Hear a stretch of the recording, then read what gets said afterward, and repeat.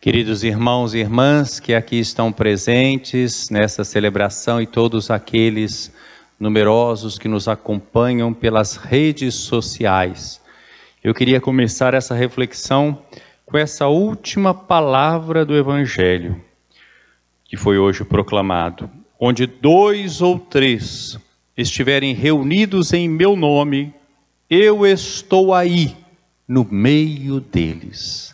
É uma palavra profundamente consoladora e que nós podemos experimentar aqui e agora. Onde 2 ou 3 estiverem reunidos em meu nome, eu estarei aí no meio deles. Jesus está presente entre nós, aqui e agora. Vocês que estão aí nas suas casas, acompanhando e participando através das redes sociais desta celebração, e aqueles que estão aqui.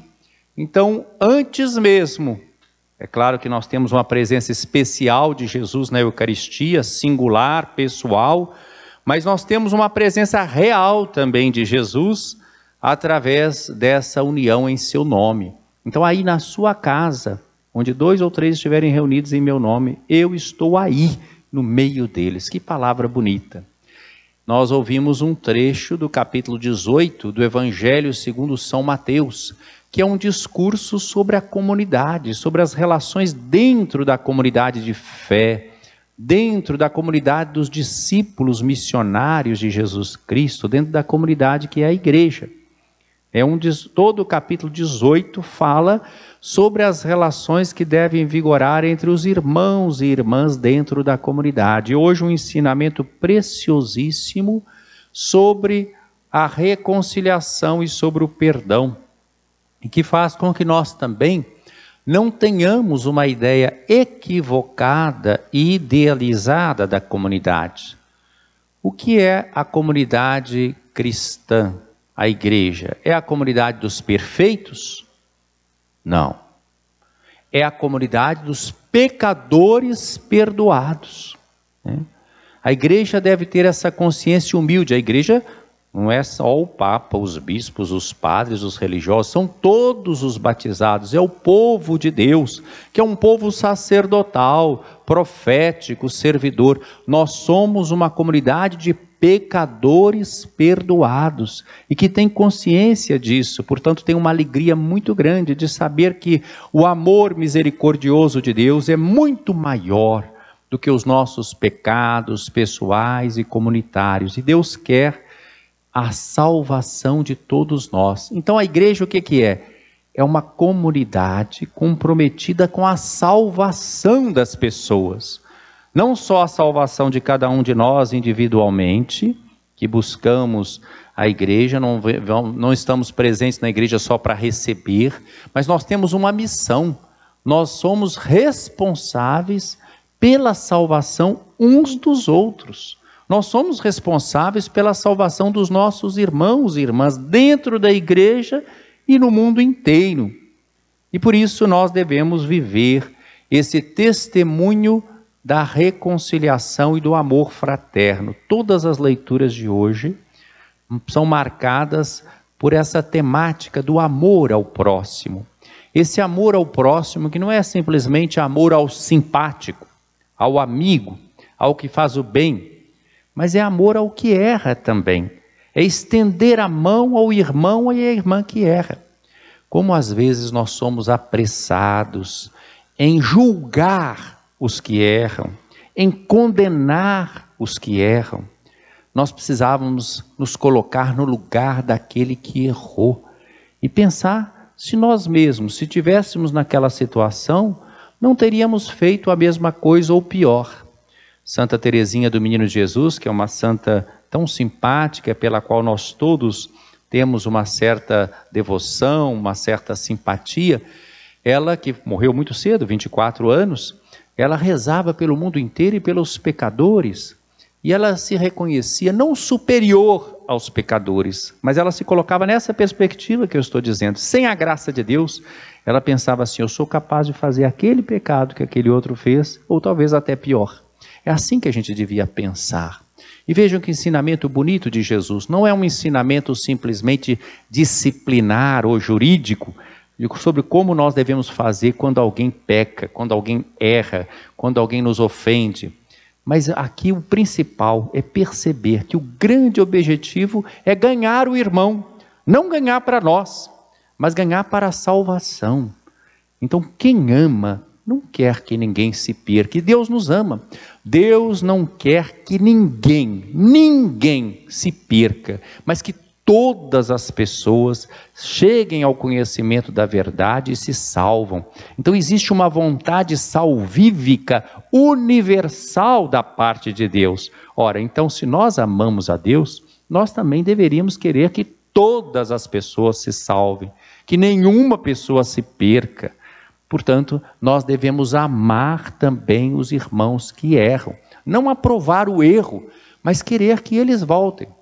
Vejam, por exemplo, se um pai ou uma mãe de família, pensem assim, se tem vários filhos e um filho erra, será que os pais vão renegar esse filho?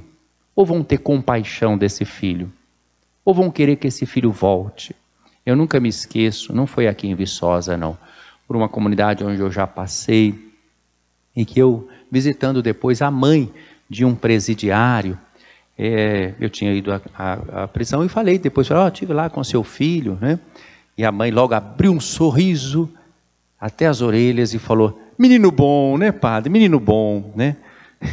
E ele tinha uma folha corrida meio pesada, né? Mas para a mãe é um menino bom, né? Deus é assim.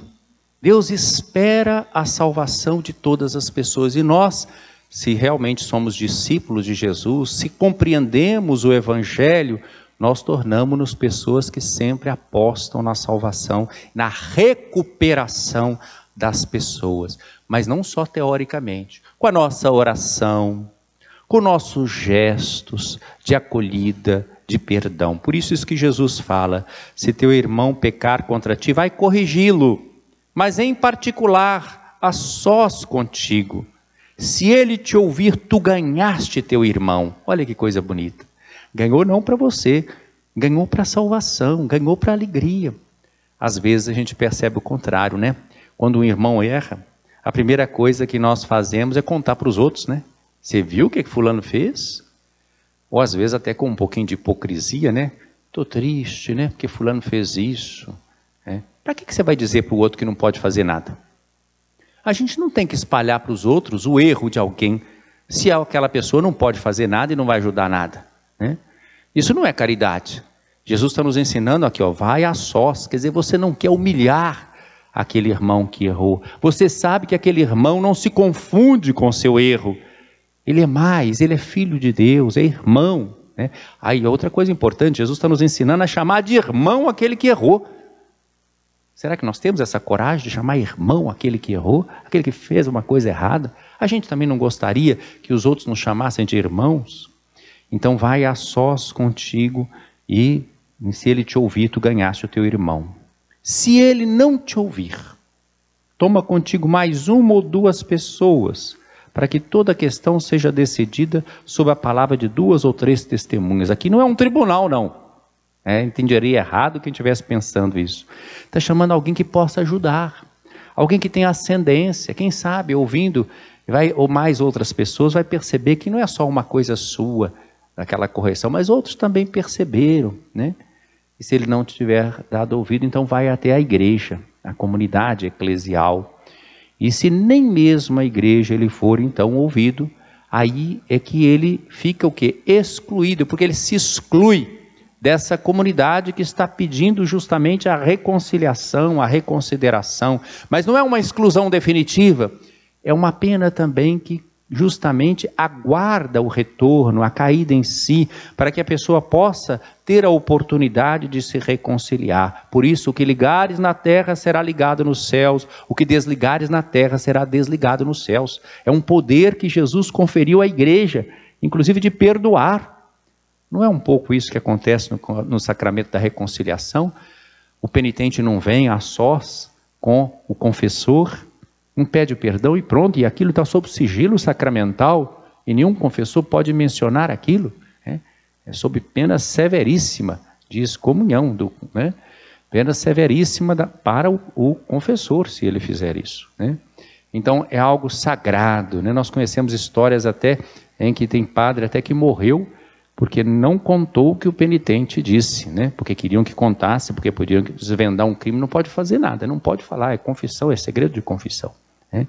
Então essa correção pessoal para ganhar o irmão, essa correção também comunitária. Então é uma tarefa de toda a igreja, ser embaixadora da misericórdia de Deus, ser uma igreja, uma comunidade voltada para a salvação.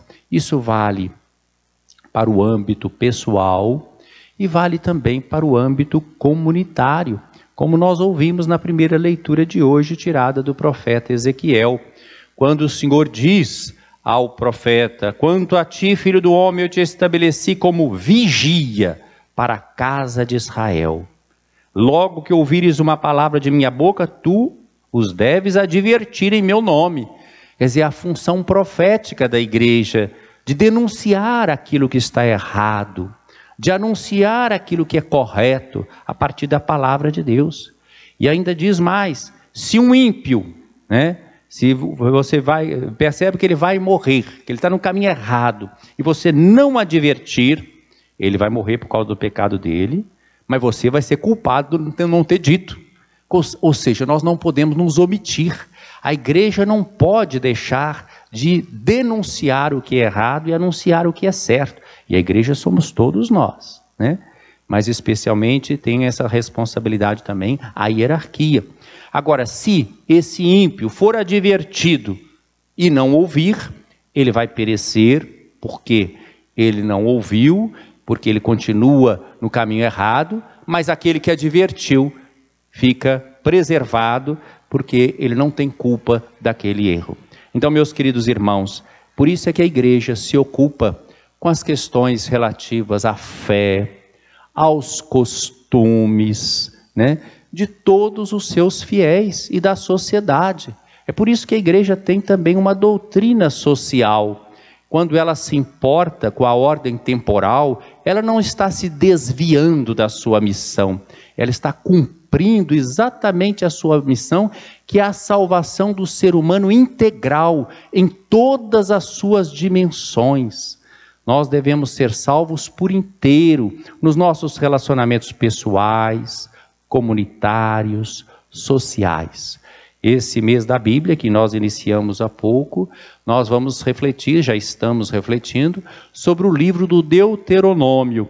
Cada ano, no mês de setembro, refletimos sobre um livro da Bíblia. Um ano é um livro do Antigo Testamento, outro ano é um livro do Novo Testamento. O ano passado foi a primeira carta de João, primeiro Novo Testamento. Este ano é um livro do Antigo Testamento, Deuteronômio, um dos 5 primeiros livros da Bíblia. Os 5 primeiros livros da Bíblia formam o que nós chamamos de Pentateuco. O último desses 5 é o Deuteronômio.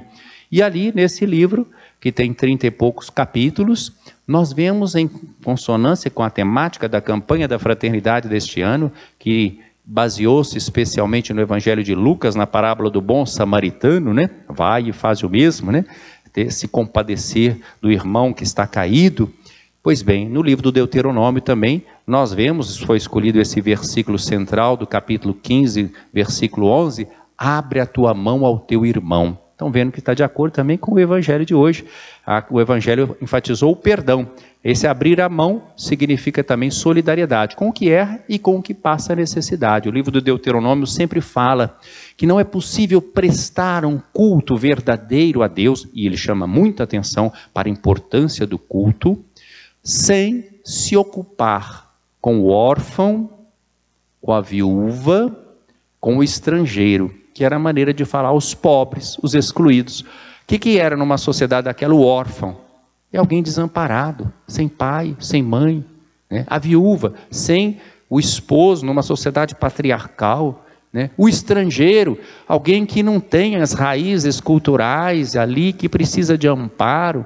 Então são os chamados excluídos. Por isso que a igreja no Brasil, desde 1995, ela sempre celebra no dia 7 de setembro, amanhã, dia da pátria, o grito dos excluídos. Isso é bíblico. Então, é justamente aquele que é oprimido. O livro do Deuteronômio fala isso. Então, isso não é teoria social.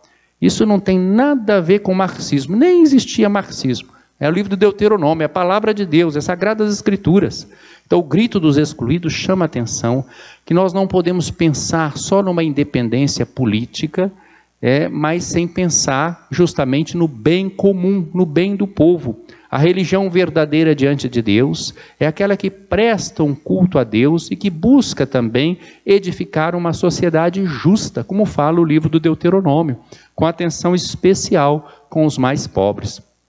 Então, quando a igreja, esse ano nós estamos celebrando o 26º Grito dos Excluídos, chama a atenção para isso. Em primeiro lugar, esse é o tema, a vida.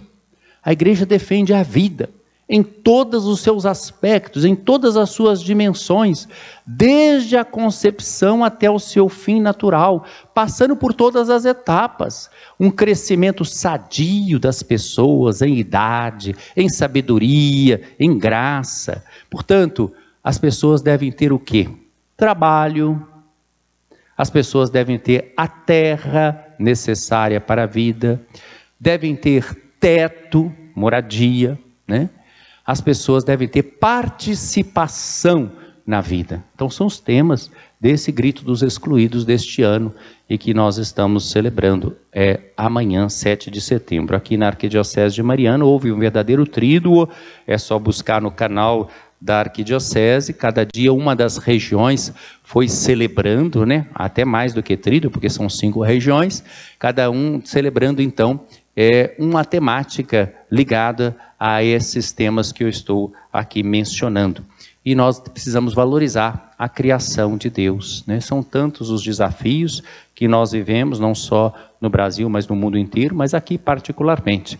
Então, que a nossa fé seja vivida na verdade, na atenção para com o nosso irmão, no perdão, na busca da justiça, na busca do bem comum, para que todos tenham essa vida em abundância que Jesus veio trazer, que é vida não só bios, né?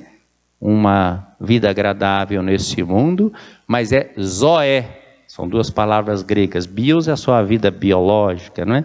Zoé, vida plena, vida eterna, vida com sentido, vida na comunhão com Deus, vida na comunhão entre nós, na fraternidade, na justiça, na paz e no amor. É o que, e assim eu concluo, diz a segunda leitura de hoje, carta de São Paulo aos Romanos, capítulo 13. O que diz São Paulo? Não fiqueis devendo nada a ninguém. Está falando de dívida nesse sentido, não. Não fiqueis devendo nada a ninguém, a não ser o amor mútuo. Olha que coisa bonita. Quer dizer, nós devemos uns aos outros o amor mútuo. Quem de nós vai poder dizer uma vez na vida, eu já amei o suficiente? Pode escolher qualquer próximo. Será que você já amou o suficiente? Você já fez tudo pelo outro? Não fiqueis devendo nada. Então nós somos eternos devedores, só com a graça de Deus. Nós temos que ser sempre atentos uns com os outros, pois quem ama o próximo está cumprindo a lei. Quem ama o próximo está cumprindo a lei. Quem não ama o próximo não serve a Deus. De fato, os mandamentos, e aí Paulo recorda, não cometerás adultério, não matarás, não roubarás, não cobiçarás, e qualquer outro mandamento se resume neste: amarás o teu próximo como a ti mesmo. O amor não faz nenhum mal contra o próximo, portanto o amor é o cumprimento perfeito da lei. O livro do Deuteronômio fala sobre a lei e aborda isso. Então nós vemos que isso está plenamente apontado claramente no Novo Testamento, com Jesus Cristo e com as cartas de Paulo e com os outros textos. Paulo diz isso, Tiago vai dizer, né, que quem diz que serve a Deus, né, a fé sem obras é morta, né? São João vai dizer na sua primeira carta, quem diz que ama a Deus, mas não ama o irmão é mentiroso, né? Então nós só podemos mostrar o nosso amor a Deus através desse amor ao próximo, que não é um amor romântico de sentimento, mas de gestos concretos, de perdão, de acolhida, de justiça, de solidariedade. Louvado seja nosso Senhor Jesus Cristo. Para sempre seja louvado.